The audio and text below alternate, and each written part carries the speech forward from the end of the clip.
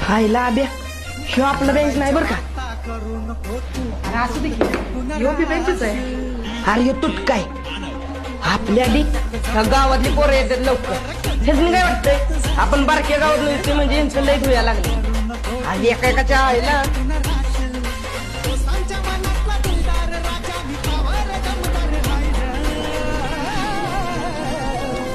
ते बघ त्या ज्योतीने नेलाय बेंच. तिला तर आखलीचा भागच नाही. दुसऱ्या बेंचवर बसती म्हणून लय शहाणी झाली वय.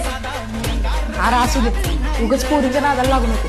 तुला माहित आहे ना आपले मुख्याध्यापक सर कसं आहेत ते. त्या दिवशी पोरीच्या बाबतीत कुरकुटे सरांचं बी नाही ऐकलं त्यांनी.